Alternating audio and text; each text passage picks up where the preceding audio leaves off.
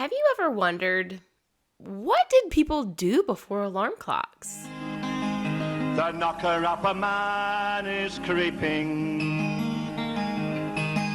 tap-tapping on each window pane to keep the world from sleeping.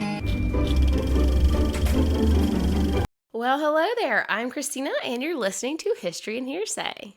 Before the advent of the alarm clock, an entire profession emerged for the sole purpose of waking sleepy workers to ensure that they made it to work on time. The knocker-up, or knocker-upper, as they were sometimes called, were a common sight in Britain and Ireland during the Industrial Revolution, especially in the northern mill towns and big cities like London and Dublin, where people worked unusual shifts in factories or on the docks, often needing to be at work as early as 3 a.m. Now, to be fair, alarm clocks did exist during the period of time that this profession was popular, but they were not yet affordable or reliable. In the beginning, the way that knocker-ups would wake their customers is that they would simply go to their homes and ring the doorbell or knock on their windows and doors until the customers woke up. The trade of knocking up spread rapidly across the country, especially in those areas where poorly paid workers needed to wake up early for their shifts but could not afford their own watches. It was cheaper to pay a person to wake you up than it was to buy a clock. Let that sink in for a minute. The working class could not afford to be late for work because they would lose their jobs, and so it was worth the expense to pay a knocker-upper to ensure that they woke up on time. Some factories employed their own knocker-uppers to ensure their employees arrived on time, and in return for their services, knocker-uppers were paid a few pence a week. Now, as this profession became more and more popular and more people began being employed as knocker-uppers, the neighbors of those who did not desire to be woken up at odd hours began complaining about the loud noise the knocker-uppers made when ringing bells and rapping on windows to rouse their sleepy customers. The solution they devised was to modify a long stick made of light material like bamboo so they could rap on the bedroom window of their clients loudly enough to wake anyone sleeping in the bedroom, but not so loud as to wake their nearby neighbors. Knocker-uppers made a living by having multiple paying clients. Now, good knocker-uppers would actually stay at their customer's window and knock until they came to the window, letting them know they were awake, but some knocker-uppers were said to have only rapped on the window 3 or 4 times and then they would move on, which I'm curious how those knocker-uppers made a living, but some of the more adventurous knocker-uppers, like Mary Smith of London's East End, employed pea shooters to hurl dried peas at the windows until their clients woke up. And there are several famous photos of Mary doing her thing with the pea shooter. Some knocker-uppers also had like little metal hooks on the end of their stick, and so they would scratch the window, kind of like nails on the chalkboard kind of thing.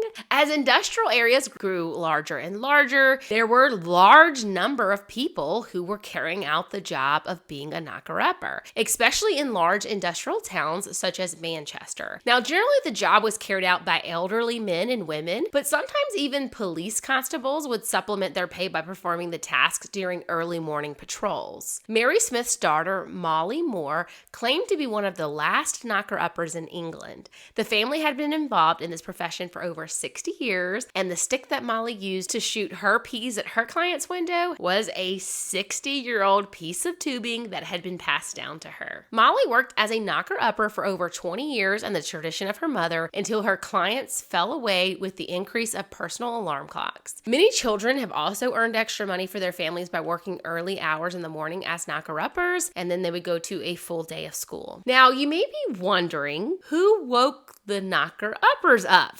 Well, it's believed that many of the knocker-uppers simply did not go to bed. They basically worked like night shift. They would sleep during the day and wake up in the early afternoon in order to ensure that they were up in plenty of time to complete the task of waking others. But some knocker-uppers also had knocker-uppers to knock them up. As the famous poem goes, we had a knocker-upper, and our knocker-upper had a knocker-upper, and our knocker-upper's knocker-upper didn't knock her up, so our knocker-upper didn't knock us up. Because he's not up. A knocker-upper mentioned in an article in the Calgary Miner in 1922 explains that not all knocker-uppers sleep by day and work at night. He himself was employed by 3 other knocker-uppers to wake them up, as they had other jobs as well. Now, it's also said that being a knocker-upper was a great way for women to be financially independent. Some knocker-uppers were really big hustlers, and they would get as many clients as possible, and these people were able to fully support themselves off of this.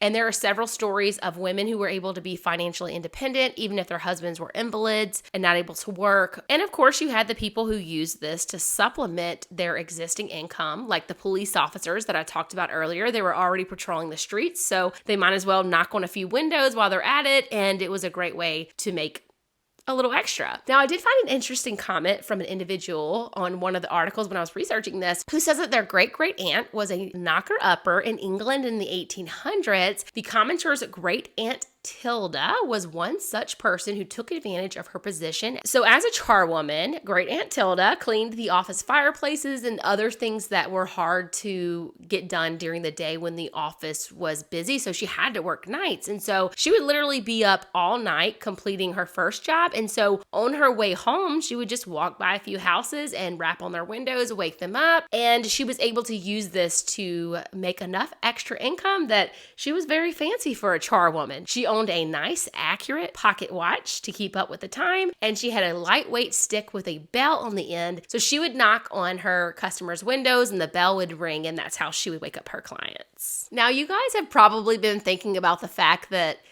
getting knocked up means something totally different today, but apparently there was some confusion even back in that day. Charles Dickens references the act of being knocked up in chapter 6 of his book, Great Expectations, where he refers to someone being in a bad mood after being knocked up. Charles Dickens actually wrote about a time when he originally came across the profession by seeing a sign hanging in an establishment's window that read, "Knocking up done here at 2 days a week." Dickens later wrote in an article that he had initially been confused and felt the need to clarify that the profession of knocking up had nothing to do with getting up some portion of a lady's dress. Now, of course, that makes us question, well, when did knocking up go from meaning waking someone up to getting someone pregnant? There was a viral tweet that went around at the end of 2022 claiming that this phrase came from the time of slavery in America, but according to Snopes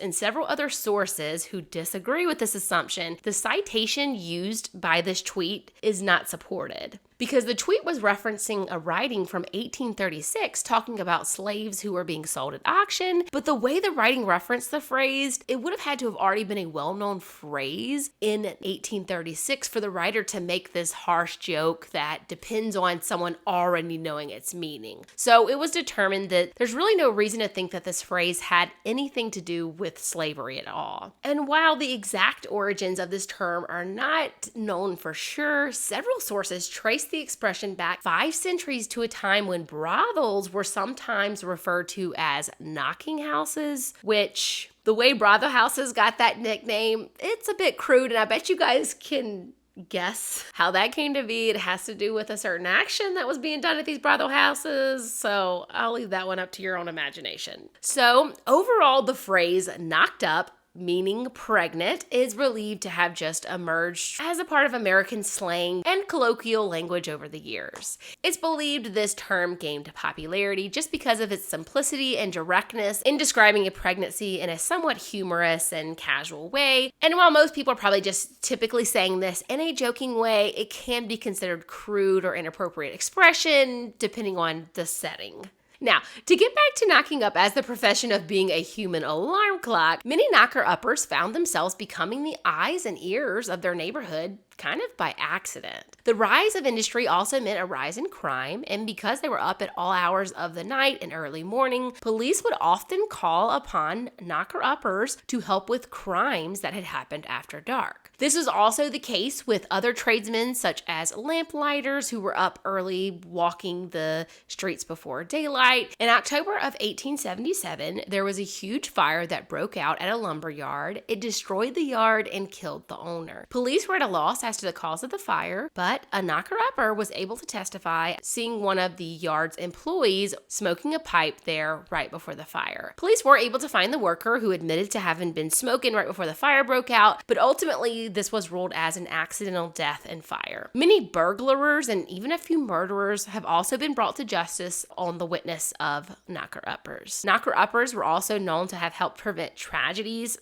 Multiple occasions were reported where they had just been walking by and happened to see a home or a business on fire. They were able to alert the people in the house and wake them up so they could get out. And in several instances, they were able to save a building before too much damage had been done. And of course, there were also knocker-uppers who took advantage of their position and used it as an opportunity to actually commit crimes themselves. In 1860, William Harrop, a knocker-upper in Manchester, stole coal from a factory operative while on his rounds. Later, when he appeared in the police court, many witnesses confirmed that Harrop had been in the habit of stealing coal when waking people up, and it was reported that the police had previously found him in unexpected places at unexpected hours, but they hadn't even questioned him because it had appeared as though he was just doing his job. And it was determined that he had been capitalizing on his profession in order to commit petty crimes. Harrop was sentenced to imprisonment and hard labor. There were several other cases of petty theft, break-ins, and even criminal assaults that were committed by knocker-uppers who simply took advantage of the position their trade allowed them to be in. Now, despite these isolated cases, the majority of knocker-uppers were thought to have been fine, upstanding citizens who really filled a need in the market. And their helping police to keep the neighborhood safe is believed to have been the catalyst that brought about the rise of citizens participating in issues that raised their quality of life and helped the safety of their neighborhoods. By the 1940s and 50s, the spread of electricity and affordable alarm clocks had caused the profession of knocking up to die out in most places. However, the trade continued in some pockets of industrial England until the early 1970s and was even immortalized in song by folk singer and songwriter Mike